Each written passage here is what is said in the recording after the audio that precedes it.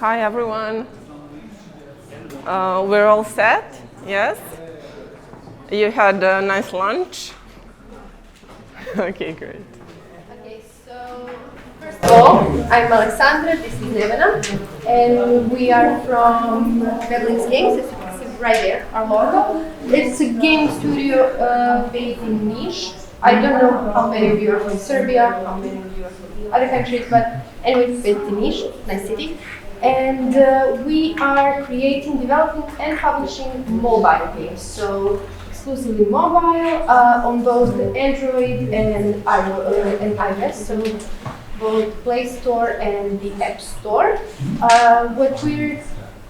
Something about ourselves, we're both product marketing managers now, and we both started as ASO specialists, let's say. ASO is App Store optimization, meaning everything that has to do with the store listing, with what the user sees when he finds your game on the Play Store or the App Store.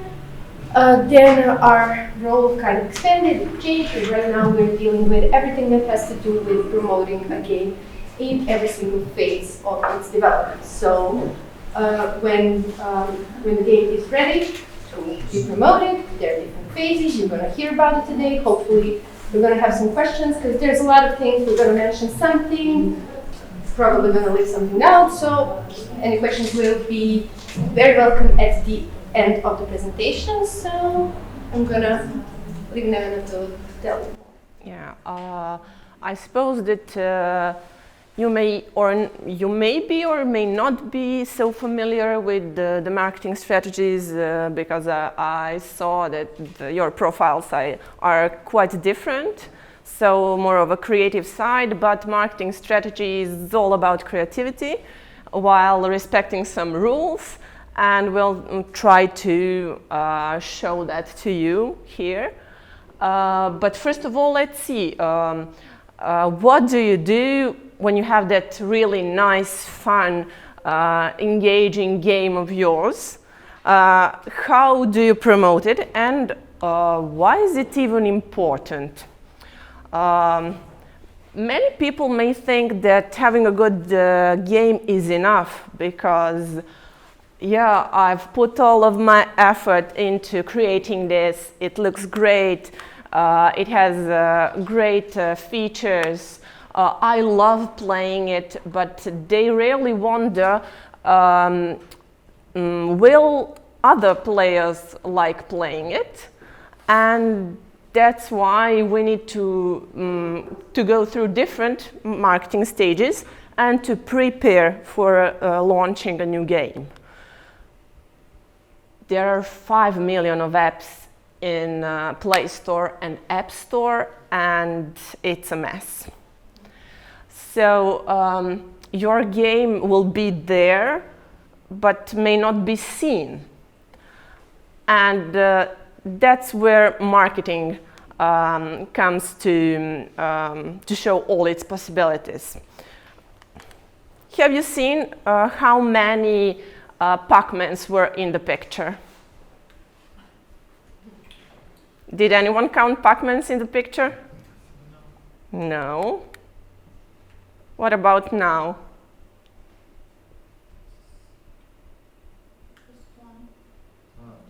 Two, at least three. Or 2, or at least 3, or 5 million of details that will grab your attention in the app stores. So you need to make your game stand out. And that's why you need to prepare good. Here are some of the phases that we are usually going through when launching a new game. The 3 main phases are pre-launch phase, preparation, soft launch phase that tackles several markets, and global launch, which means that your game is ready to be shown out there to everyone who would hopefully enjoy playing it for a long, long time. And in each of these 3 phases, there are some other activities that we are taking to ensure the game's success. For pre-launch, it's important to have a good and detailed market research to determine your target audience, and in a case where you have that possibility, to activate a community that will promote your game through its life cycle. Soft launch has different phases too.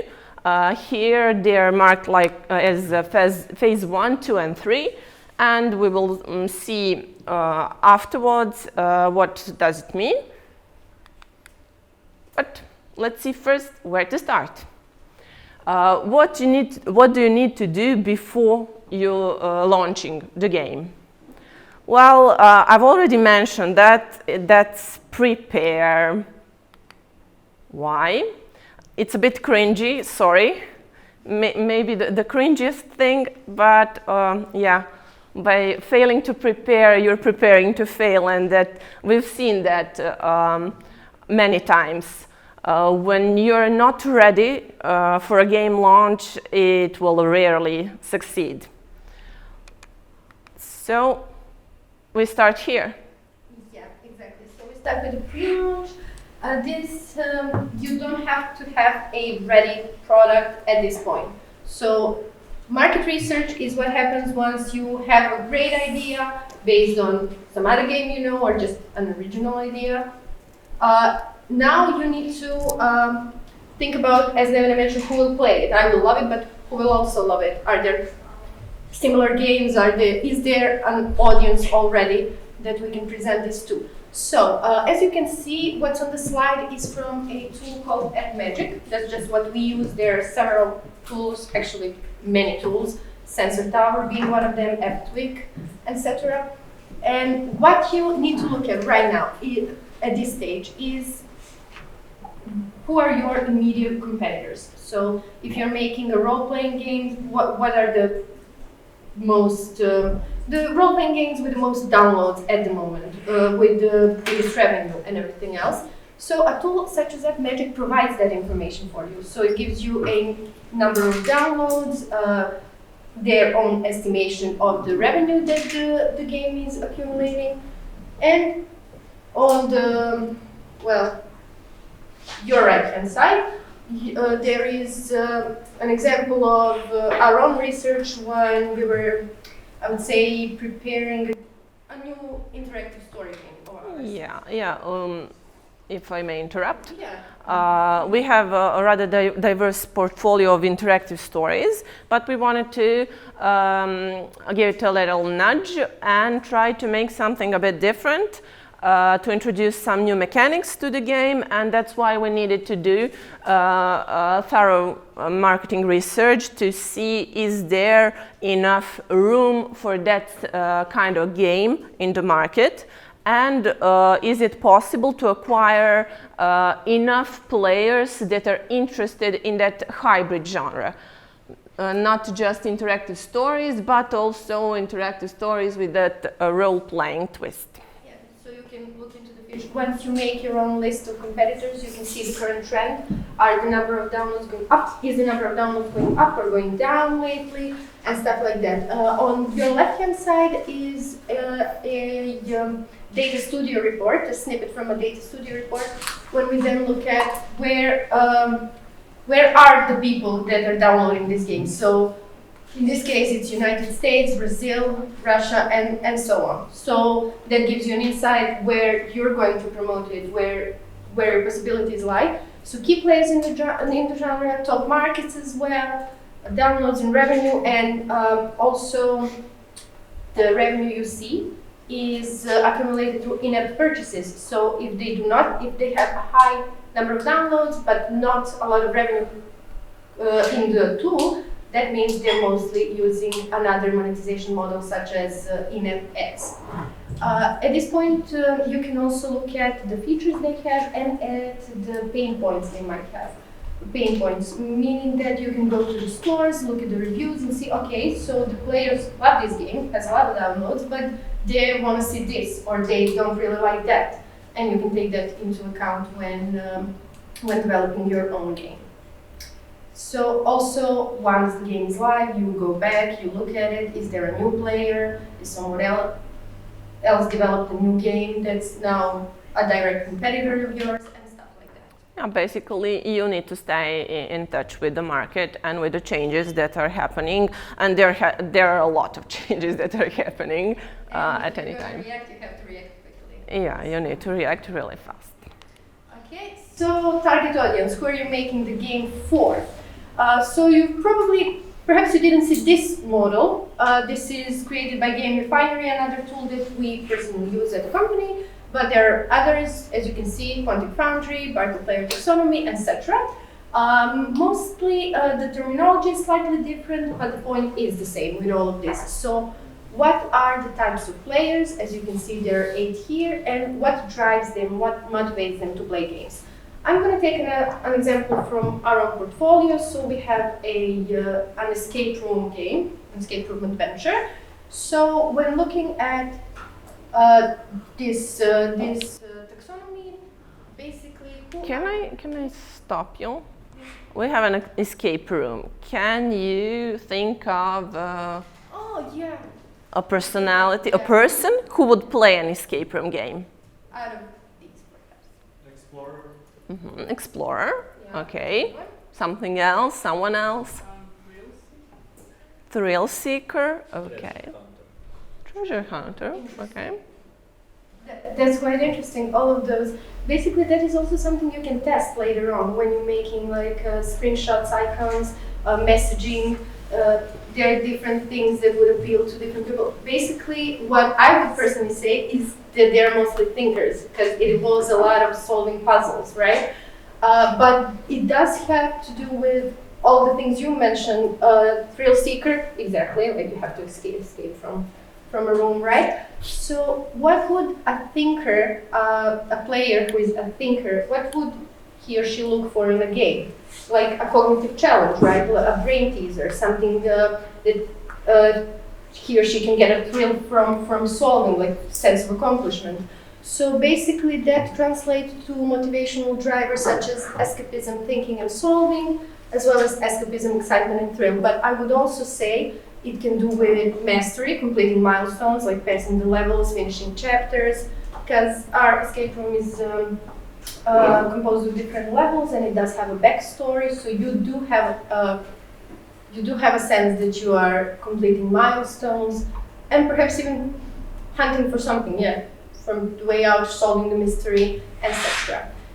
As I said, that's something that's something that can also change, right? So it is important that once the game is live, you also look into the comments, the reviews, perhaps do a player survey or something like that, and see if you were right or not. Were your hypotheses correct? Basically, what we're doing now with that game is exactly that. We're creating a player profile, a persona, typical player of our game, to see how to develop it further, which route to take.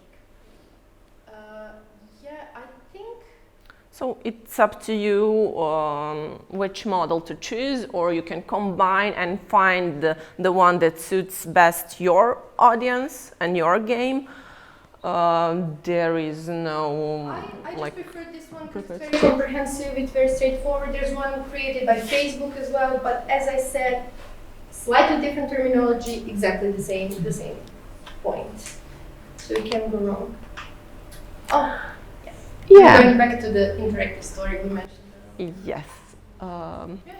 After you've done that super detailed market research, you've determined the player persona you are targeting, it's time to do something with that.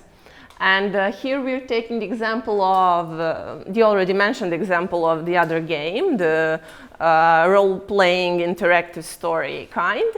And basically what we did here is to engage our community on social media, which was already rather large, because as I said, we have a portfolio with different interactive stories.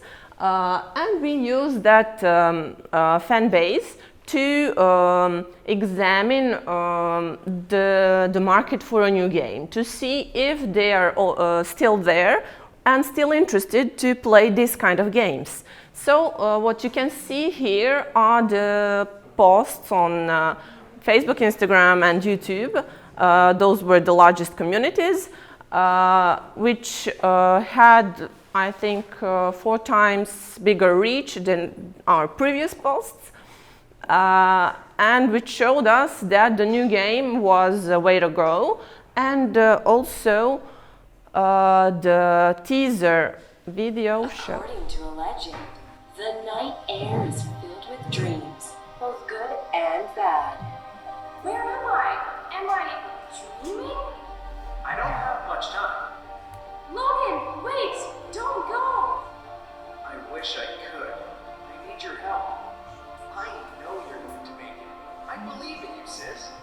You feel a strong gust of wind that throws you back to the real world. So this teaser video was released before the game launch and had quite good reactions with our audience, as well as all the posts. If you want to see them, you can check the Instagram account or find the community on Facebook and YouTube.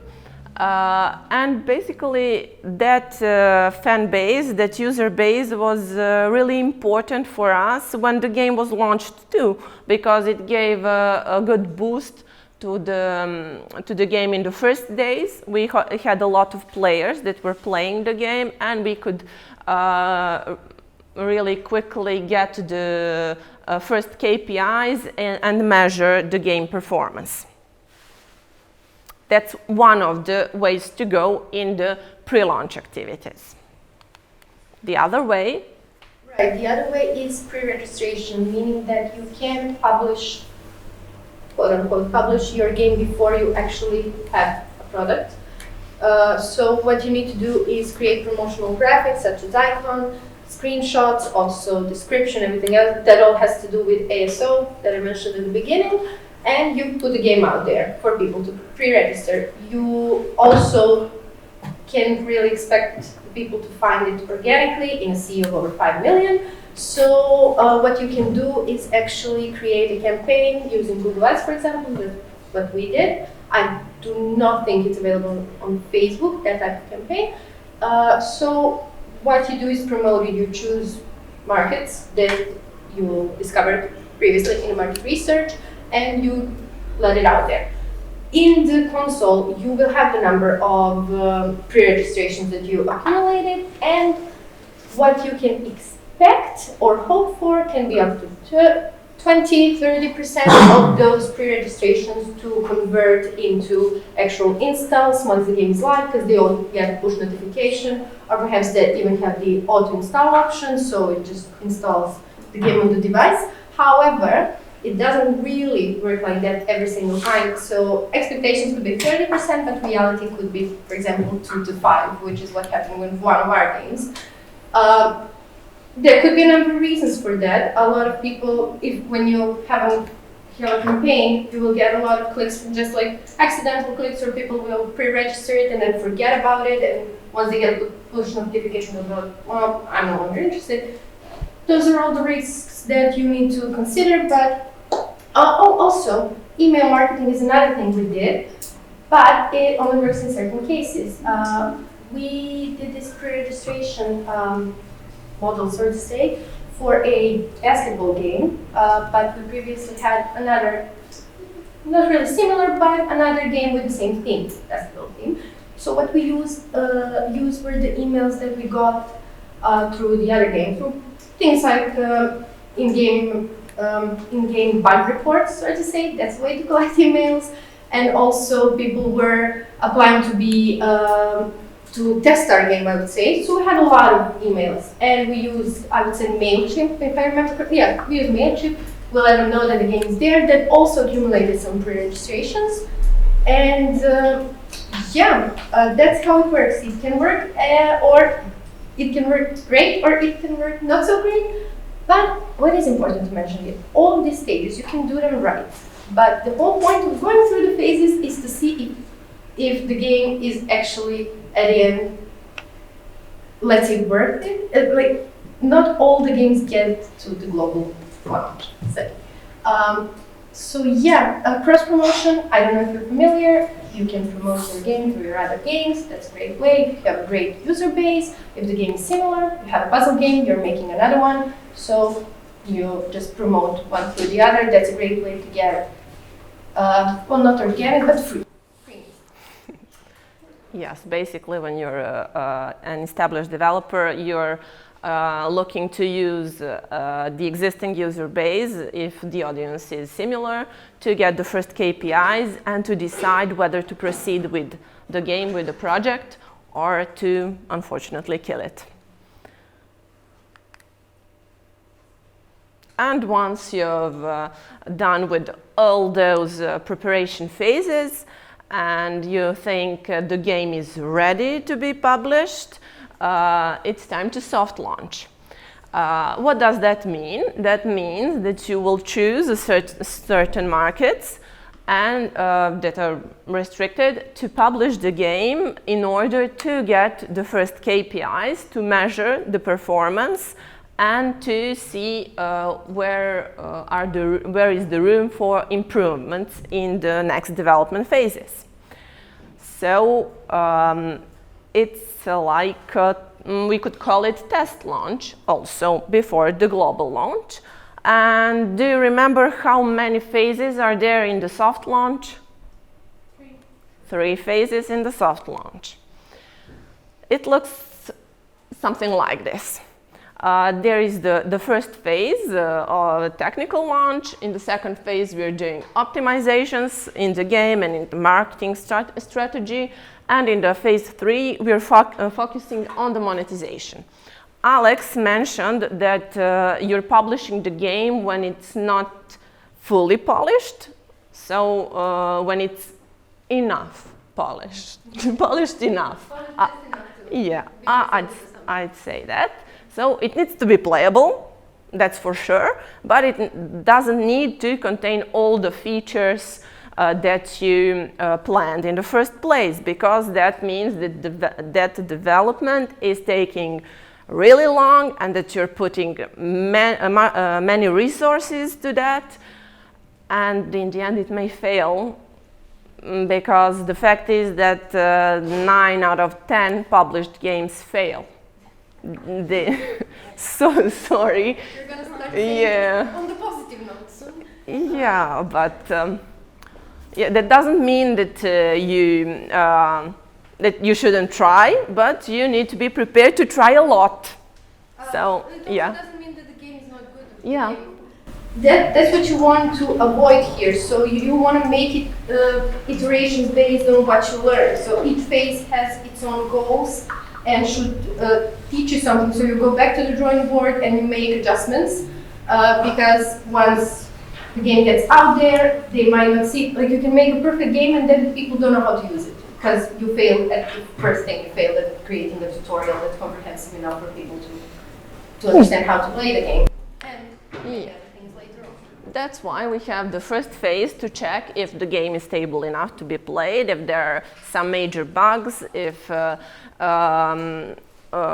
we can track the data that we are getting, both in the product and in the marketing. So all those implementations that should have been done, you are checking it in the phase 1, which is rather short. 1 to 3 weeks should be more than enough to get the first players and to measure the first KPIs. In our case, that was, I think, 10,000 players, 10 to 20,000 players in the first phase. In the second phase, you've learned something, and you can proceed with measuring some other KPIs like retention on the day 1, day 3, 7, then engagement time, number of sessions. You could evaluate what Alex mentioned, the first-time user experience. Is it clear enough for the users? Where do they drop off, etc. And you can identify all other problems in the game. This phase is a bit longer. Like, this is theory. but just to show you the proportion of time that should be put in the phases. So here you're introducing some new features to improve the game experience, fixing the problems, and of course iterating all your efforts. In the third phase, it's time to focus on the monetization to see whether your users are valuable enough and to leverage the cost of acquisition, the cost per install, with the lifetime value of your users. So that's something really important in our jobs, in our strategy.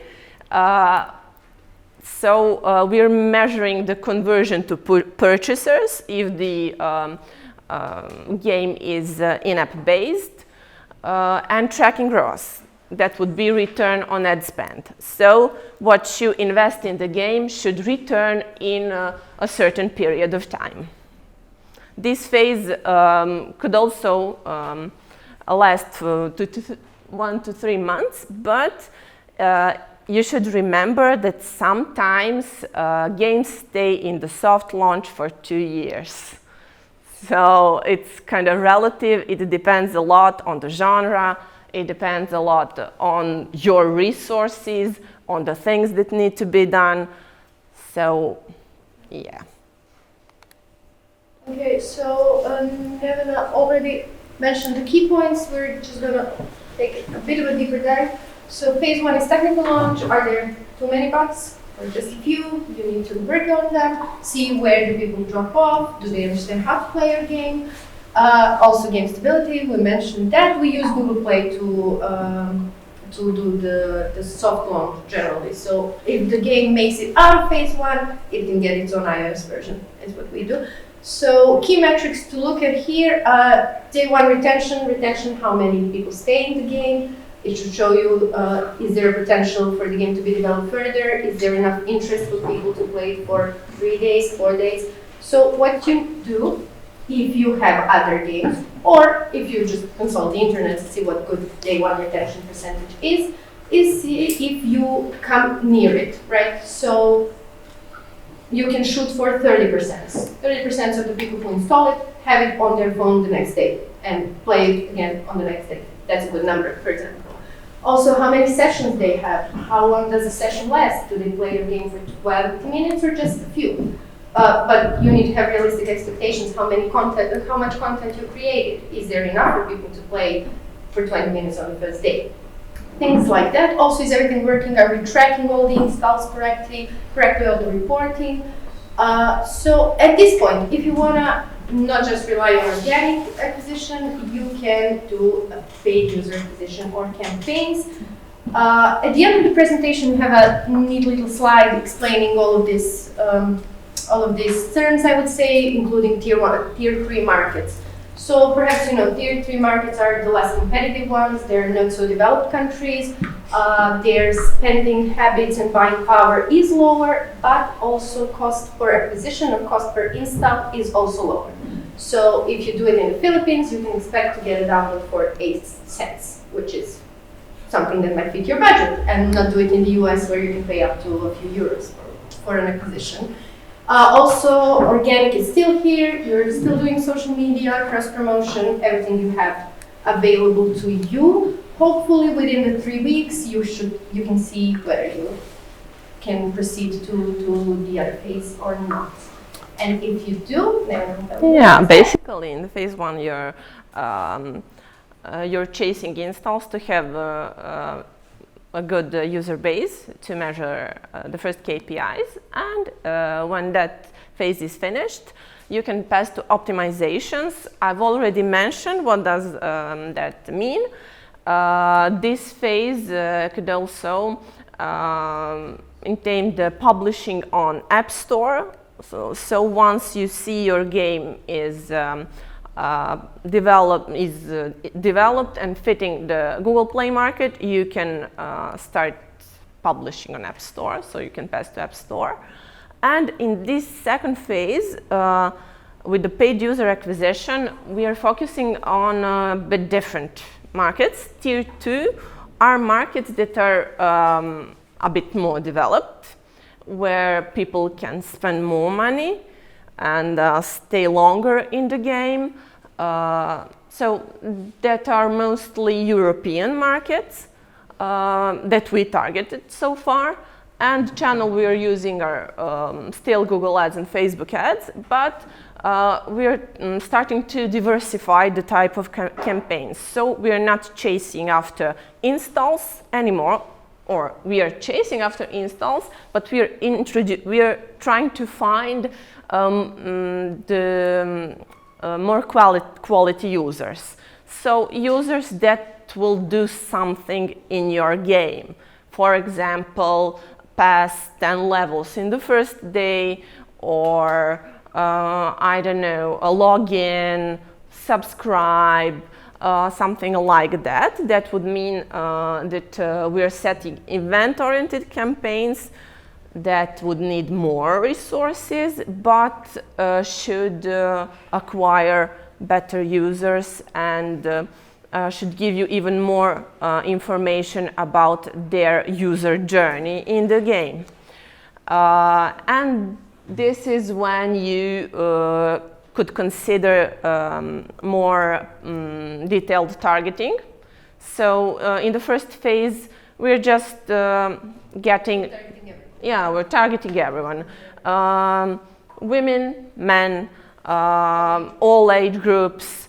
So basically everyone. Here we should have some more information about our players, and we should see which players are more valuable, bring more value to the game. So we are targeting those users. And if we have a similar, if we had a similar game previously, we can look for users that are similar to those users. So that is something that we are doing on Facebook ads, for example, with lookalike audiences. And this is a phase when you are switching from one market to another, exploring the possibilities on the market to see where your game is the best fit. Right, so tier 2 markets, let's just give an example, that would be Poland. Like a country like Poland. A country like Poland, also France. Yes, yeah. Also France. Spain, Italy, like those kind of countries. You can find, when you're looking into, you can find different groups, like Italy could be a tier 1 somewhere, tier 2 somewhere, but you know, the thing is, the higher the tier, the more money they have to spend. Yes. At their disposal. Right, so once this phase is done successfully, you naturally move on to work on what Nevena mentioned earlier, which is return of investment, the biggest thing. So you invested money, invested your time, you invested a lot of resources, different resources, and I want the game to flourish. I wanted to say now I want the game to make money, but also to make a lot of money. So basically what you do here is look at lifetime value of the player. You make a lifetime value prediction based on different metrics such as retention, such as number of purchases, in-app purchases, average number of purchases, average amount of money that they spend, the people that purchase the game or make an in-app purchase in the game. You would ideally want the lifetime value of your users to be higher than the cost per install. So if you acquire a user for €1, you would want that user to bring you more than that.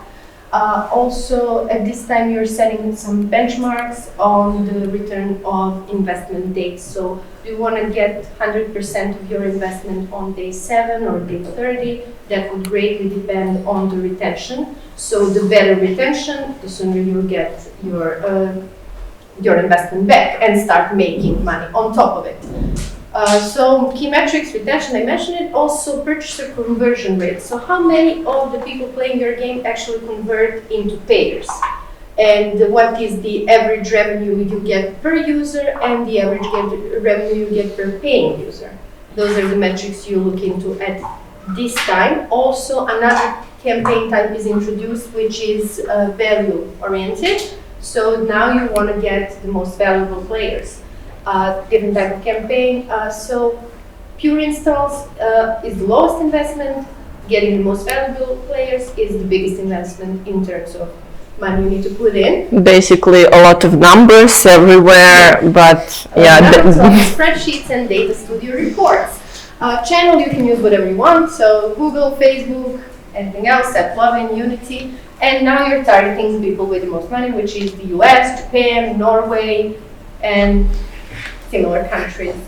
At this stage, it can also last up to 3 months. You need to make sure to, as I mentioned, make changes. So there are different monetization models, which I'm sure you know. Like your game can be free or it can be paid. So you need to pay $5 to play my game. That's a different kind of story. Once you make a free game, you can either have subscriptions. So there are things they can do in the game and things they have to pay to do in the game.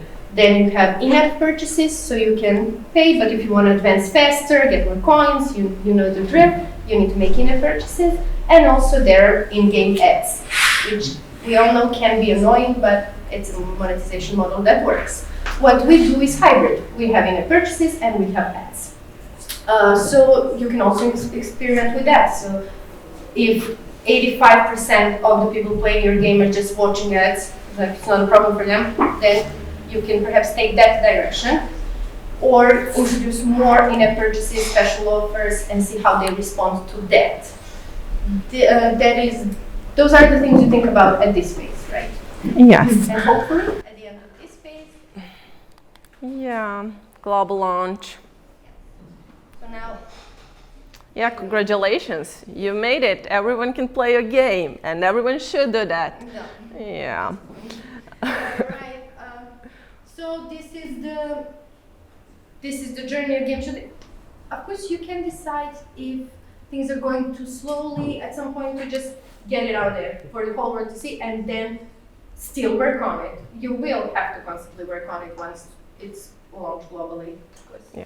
Of course, if you see that some of the metrics are way below your benchmarks, there's no really going forward. You should kill it. You should. I think the biggest problem is getting too attached. Yes. Because I mean, it's natural. You're working on a game, you love it, and it's hard to let it go. But at some point, if it's not working, you don't have to kill it. You don't have to unpublish it from the store, but you move your time and resources to something else, or get back to the drawing board and just do the redesigns and everything. Yes.